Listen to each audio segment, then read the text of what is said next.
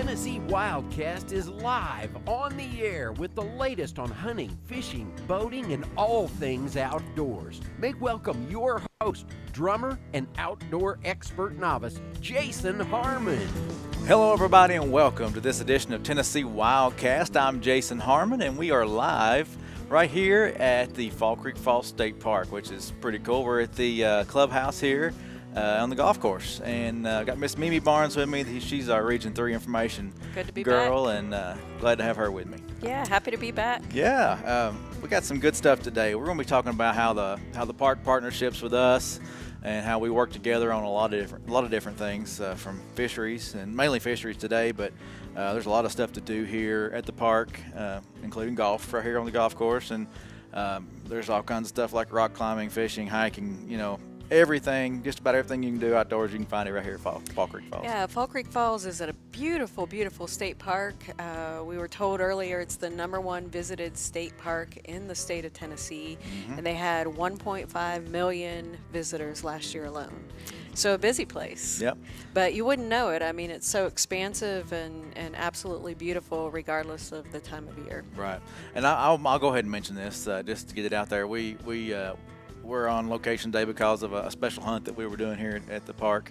You'll see some rangers and gators and stuff out here behind us, and hunters coming in and out. But they're taking some deer off the park here. Another partnership where they allow some soldiers and wounded veterans and that kind of thing to come in and take some deer off the property, help manage the deer populations, as well as give them an opportunity to hunt. Yeah, if you've been to the park before, you've probably seen deer walking down the middle of the road. And Will mentioned that Will Collier's with us today, and he mentioned that he's played golf here and actually had deer stand next to him when he's teeing off. Oh, yeah, they don't care. Yeah. So that partnership, we have a lot of supporters for that partnership, and they're actually hoping to reduce the deer herds around here a little bit, and that helps the overall health of the park. Deer eat everything from the ground up as far as they can reach. You can see that browse line through the woods. Yeah, that's one of the great partnerships we have with the state parks. And you mentioned it, Mr. Will Collier is with us today. We appreciate you being with us. Well, happy to be here. He's our fisheries biologist in Region 3, or one of the fisheries biologists in Region 3, focusing on streams and rivers, right? That's right. Okay, cool. Been with us how long? How long you been with the agency? It's my 5th year. 5th year, and Mimi was talking earlier. It's kind of cool how you came from the teaching role. You were a teacher. Yeah, no, I got out of school, got a master's in biology, mostly in fisheries, working on sturgeon on the Tennessee River, and then it's kind of hard to break into the scene of TWRA, especially in fisheries and biology, just because it's a job where people, when they get it, they don't leave, they don't quit, they either retire or they die out. I mean, so I had to wait for an opportunity, and very happy to be here and working in that. But no, I taught school for about 3 years, middle school math at a local middle school, elementary school, and cool. Definitely an interesting experience to kind of use now with education when we do school groups. So he's a lot more patient with his coworkers now. That training, being patient with middle schoolers. Well, we appreciate you being here with us, and he's going to try to lead us through this conversation today that talk about how we partner with this park, Fall Creek Falls, and other parks, and fish stockings and things like that. So we'll kick it off today, starting with the winter trout stuff. Winter trout stockings are underway right now, and we stock bodies of water here in this area, right? Yeah, no, we have a number of winter trout stockings in Region 3, all the way from down near Chattanooga on Lake Junior, Athens, City Lake. We got Monterey, there's Cane Creek Park in Cookeville, and then we have the George Hole here in Fall Creek Falls State Park that we just started up last year. Cool, and you said that was part of Cane Creek, correct? It is, yeah. There's Cane Creek that flows through the park. Cane Creek Falls is just down the road there, and we stock the George Hole during the winter trout stockings and in October. And the winter trout here would go in late February in the George Hole, and that's an area where people could walk right down to the water. There's great access. There's this nice pool area, and it's an interesting place. The Cane Creek even flows downstream into further into Van Buren County, and we have another trout stocking locations down there during the spring trout stockings that we've actually added up here as well. So we Cool. Oh, go ahead. Sorry. No, we have Cane Creek, Lower Cane Creek, and we have Upper Cane Creek that both get stocked with trout. One's on the plateau and one's right off. What kind of response have you had to that stocking here at the George Hole? It's been very positive.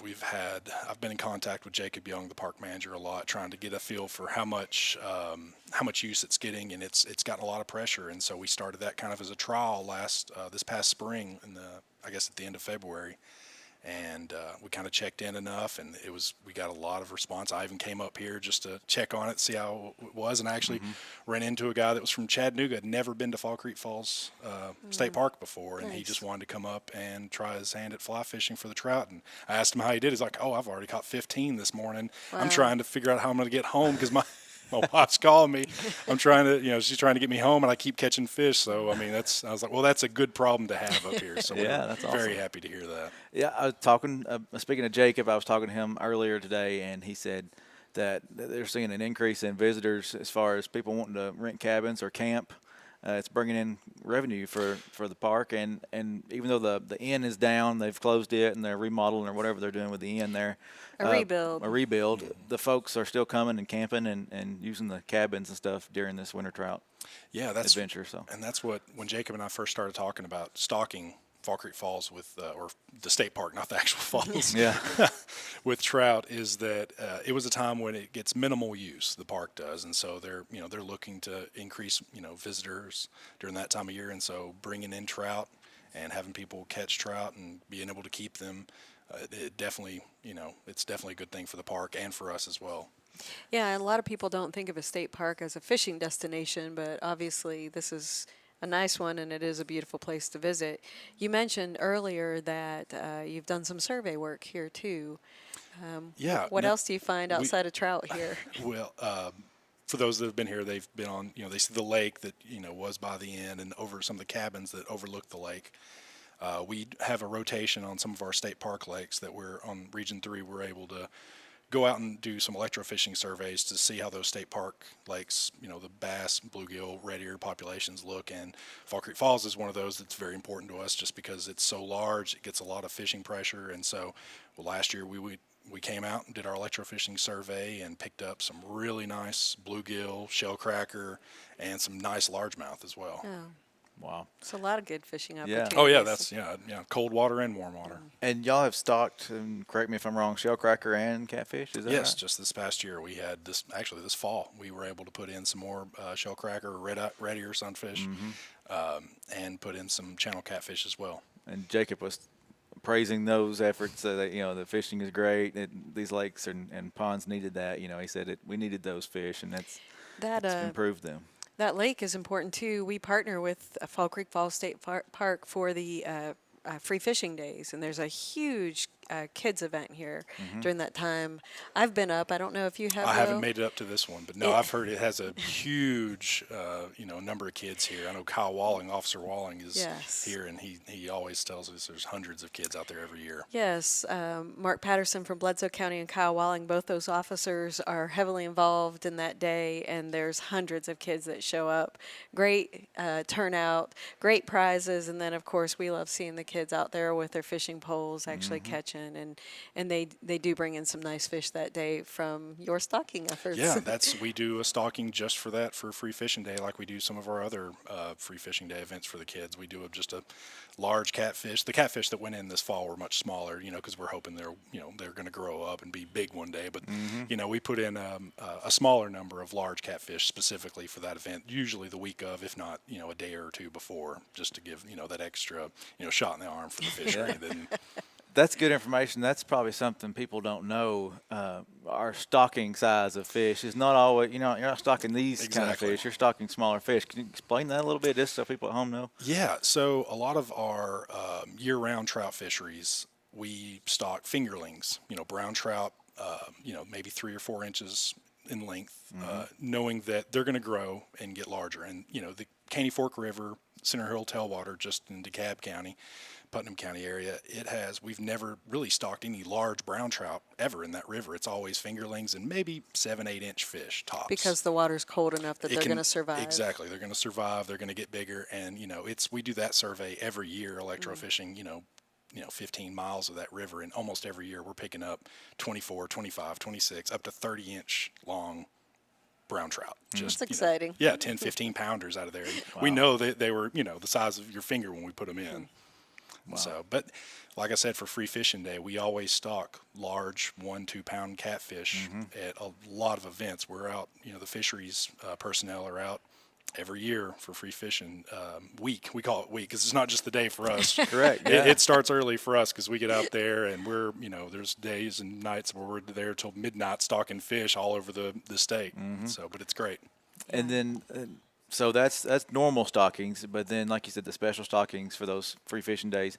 But then the winter trout fish are still a little bit bigger, right? They are, yes. No, these winter trout, they come from primarily Del Hollow National Fish Hatchery, as well as some of our state hatcheries like Flintville, Buffalo Springs, Tellico Hatchery. And, we can't sing the praises of the Fish and Wildlife Service enough when it comes to those federal hatcheries. They're the ones that spawn the fish, get the eggs, send them to some of our other hatcheries. They eventually grow out. And the winter trout specifically are the ones that we're getting 10, 12-inch fish. And I was talking to a friend of mine that was fishing a winter trout over near Murfreesboro on the West Fork of Stones just the other day, and he said every fish he caught was 12-plus inches. Wow, that's great. And so that's a quality fish. Makes it fun. Oh, yes. And folks can visit the Dale Hollow Hatchery. I mean, these places are often open, like our Tellico Hatchery down south. They're open to the public, and folks can come in and actually see the operation. And Tellico, I know they can feed the fish. Oh, yeah. Yep. Kind of fun and exciting. We were just there not too long ago for a show. So that's true. I made a note here to check the website. The interactive guide for the stocking dates, the interactive PDF, I should say, is really cool. Brandon Simcox has done a lot of work on that. You can click on a location. It'll show you on a map where it is, and then under there it gives you the regulations for that and what you can take, what you can't take, and all that kind of stuff. So directions and everything right there in the interactive PDF on our website, tnwildlife.org. Yeah, tnwildlife.org, and click on fisheries, and that winter trout stocking schedule is on there. And it goes beyond that. Here we are talking about Region 3, but there's so much that happens statewide, not just within this region, but far beyond these 24 counties. Earlier you mentioned the stocking down on the Tellico, and would you talk a little bit about that delayed harvest? Yeah, we have a number of delayed harvests. And maybe explain delayed harvest. Yeah, exactly. Some folks don't know. Right.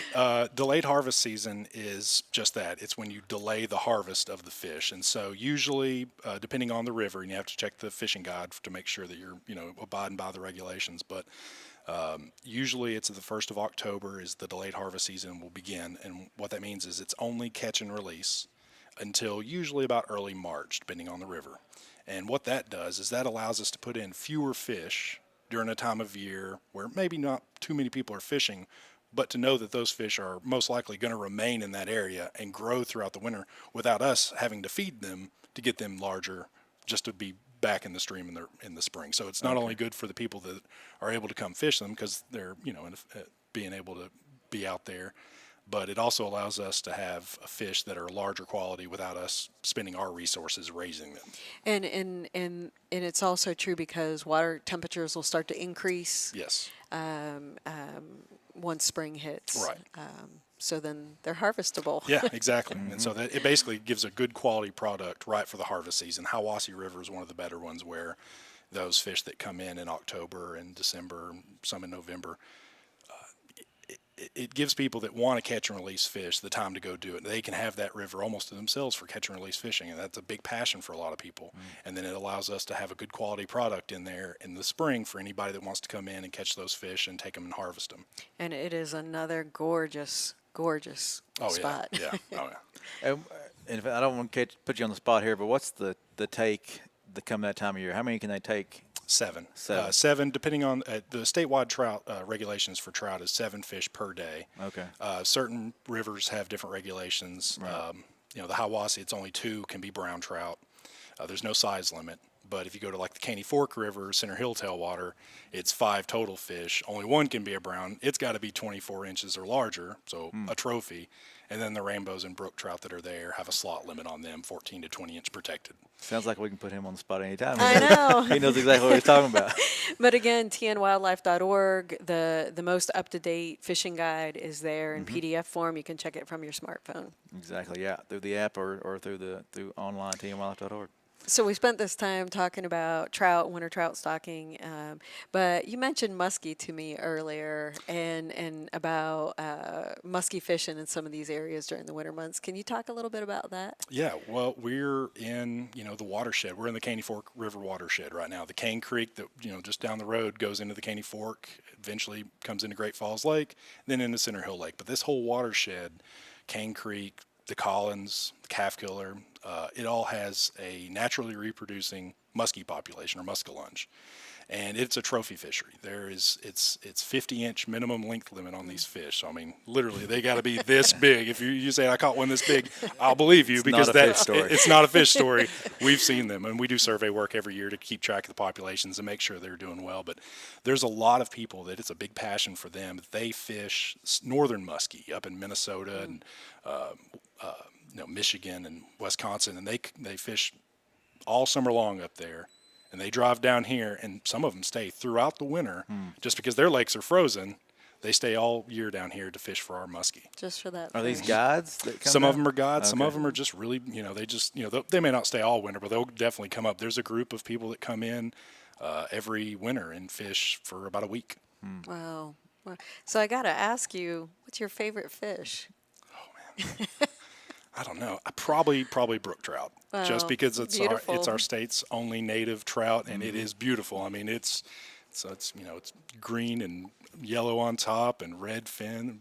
The white stripe. Exactly. Yeah, they're everything. They have little blue, purple dots on them that you can't really see unless they get mature and they're older. So yeah, it's a beautiful fish, and it's, if you're going to find them, you got to go to someplace beautiful to find them. You got to go to those higher elevation mountain streams with the clear, clean water to be able to find this fish. Mm-hmm. I remember I did some survey work with you all, and I want to talk more about your survey work, but we were doing survey work at a really remote place in the mountains that we couldn't drive to. We had to hike in carrying all the gear, which you all take quite a bit of gear. Yes.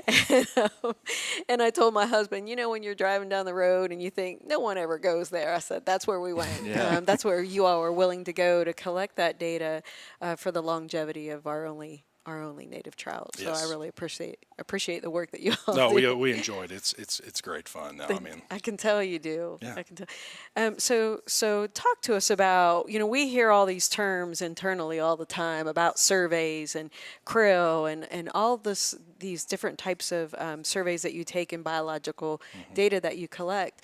Can you talk a little bit about those processes throughout different times of the year? What you're doing now and what you'll start in the springtime. Right. I tell everyone my job is seasonal, where I'm doing one thing this time of year, and I'm not going to do that in November. It's very seasonal work. Where we're on some of these state park lakes in the spring. We hit as many as we can. There's so many, not state park lakes necessarily, but so many streams and rivers in the state that we can't hit them all in a year. But we try to hit the ones that have the most angling pressure and are some of the more popular ones that have great resources. So we've been on the Collins, the Emory, the Calf Killer, the Barren Fork, Chickamauga, just all over the place. And that's just in Region 3. The other regions do just the same amount of work. But what we do is when we're electrofishing, it's just that. We're electrocuting the fish. It doesn't kill them. It doesn't kill them. It just puts them in a state called tetany, where it just makes their muscles contract. And they just float up, and we dip them out, put them in a live well. Once we get to a certain point, we measure them, record the data, just to get an idea of how the population is looking. And we do that on, like I said, the state park lakes, the streams, the rivers, and the reservoir crew does the same thing on all the major Tennessee system reservoirs, Cumberland River, all the ones. We also do krill, like you mentioned earlier, and that's krill, C-R-E-E-L, not K-R-I-L-L, like the whales eat. So, and all a krill survey is just a krill clerk or a surveyor going out and asking a set of questions to get an idea on how much fishing pressure there is, and what's the harvest and what's the catch rates. Because, how do we know? How do we know what this resource is worth? Well, it's a great river, so we love it. But to put numbers to it, it takes survey work. And most of the lakes get krilled about every year or so. And we do a number of rivers, like the Caney Fork River this past year. We did krill on it. And we're also doing krill surveys on our winter trout program, where we just asked, how long have you been fishing? Where are you from? How many have you caught? How many have you let go? Just to get an idea of what the demographics of the anglers are, as well as how the fishing is. And I was going to mention, and you probably want to add to this, but don't be afraid of those folks. They're not there to write you a ticket. You know, some people may run from them, or I'm not in law enforcement, and every time I walk up to someone, it is, I got my license. I'll show you. I don't need to see your license. I'm just asking a set of questions. I just want to know how the fishing is. Right. But you can show me your license if you want to. But we appreciate you. Exactly. Thank you. Yes. But that data really goes into a long-term vision. Oh yes. To ensure the health and the betterment and to help uphold the TWRA mission, which we all do believe in. A lot of our stocking rates are based upon the creel surveys, like the winter trout, where if the catch rates are not high enough, then maybe we're wasting trout. Maybe we need to allocate that to somewhere else that it's going to get used, because a lot of these winter trout places, you know, it's great in the winter when the water's cold, but for rainbow trout and most trout, it's got to be below 70, 72 degrees for those fish to survive. And so we don't want to waste our resources when people aren't catching them, so we want to make sure those are going to the right spots. And then back, kind of on that same note, the winter trout stocking, you don't get as many in East Tennessee just because they've got their trout streams, right? And then but they're branching out. There are a few more there in the Knoxville area, I think, this year, and opportunities in East Tennessee. But the main reason we stock these winter trout stocking locations more central to west is because they don't have as much trout opportunity in those areas. Yeah, East Tennessee has a lot of tailwaters that are year-round fisheries. It's got a lot of wild trout streams. You know, Region 1 doesn't. It gives them that opportunity, which is amazing. And we do meet people from not just across Tennessee, but even from outside the state that are enjoying the hard work that takes place throughout the year, not just in the winter. Exactly. Well, if you get a chance to come visit Fall Creek Falls, try to do that. We appreciate them having us here and getting to experience this. Come see the falls. You were saying earlier it's the #1 or the tallest fall. Tallest fall east of the Rocky Mountains. So that's pretty cool. And come check that out. Come enjoy some of the fishing opportunities here, all the other outdoor activities that are offered here at the state park. We appreciate them having us here and being able to bring a show from the park. It's pretty fun. Yeah. Go ahead. I was just going to ask, anything else you want to touch on with fisheries? I mean, you have the mic. You know, just to compliment what you said about this area and visiting these places, I've got family, all of my in-laws are from Michigan, and they visit twice a year or so. And my wife and I have been married for 10 years. And there's always someplace within an hour or two away they've never been and are always impressed with. Our state parks, our state natural areas, our WMAs. You know, I grew up here.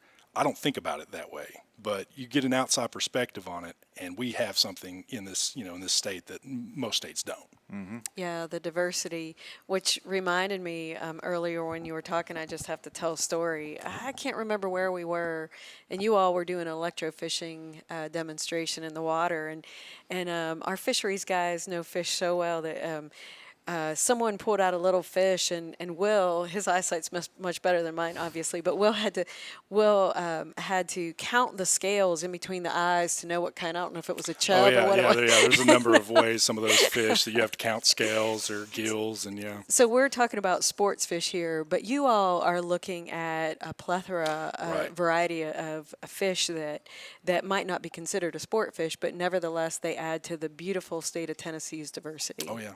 Yeah, we have.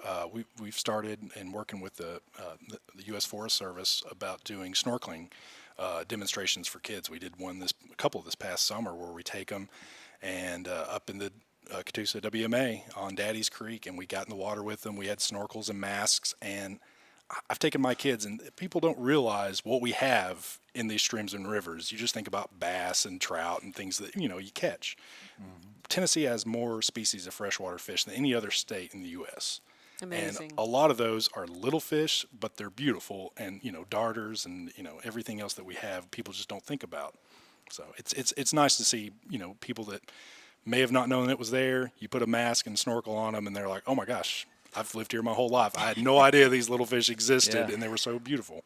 And that goes back to what you were saying earlier about how within an hour's drive, probably from anybody's home, there's something you haven't seen. Exactly. Haven't experienced. Yeah, you don't have to stick your head under the water to find it. Right. So with a few more minutes left, if somebody wanted to get into what you're doing, how would you encourage them to get into the world of fisheries? You're right. You have to have a passion for it. Like anybody that works for our agency, you can't just not enjoy being outside and wildlife to do this job. And in all weather conditions. Exactly. I grew up loving the crocodile hunter as a kid. I just one of those. Steve Irwin. Talk about a guy with passion. Mm-hmm. He was. I looked up to the guy, and then I didn't want to necessarily do what he did, but I definitely saw his passion, and I worked.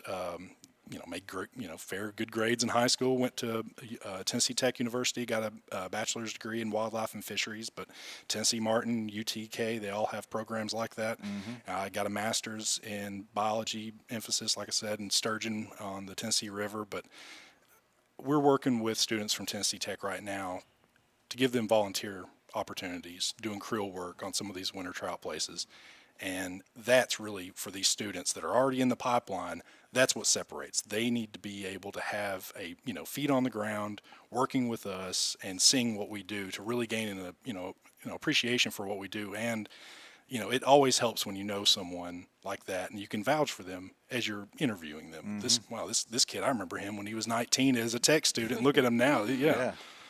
Well, and then you don't have to. I mean, it's not all law. It's not all law dogs. We're not out riding. Not everybody's out riding tickets. We got biologists. We've got on the wild side and the fishery side and non-game and all that kind of stuff. Yeah, so there's a lot of behind-the-scenes people that you don't. And then there's folks like me and Mimi. They're doing information stuff. Right. So there's all kinds of different avenues. Yep. And so people always ask, how can I get involved? How can I be a part of the agency? I want to do this or that. And yeah, we get messaged a lot on Facebook where folks say, what do I need? And they might ask about a specific job, and it all really does start with that education. And Will's definitely got it. I've seen him count scales between fish's eyes. That's what led me to that question. I was like, man, it's a lot. That's what my friends say. I was like, what do you do for a job? I was like, I count fish. That's what we do for play in the creek and count fish. And then put them in very hard to understand equations to come up with.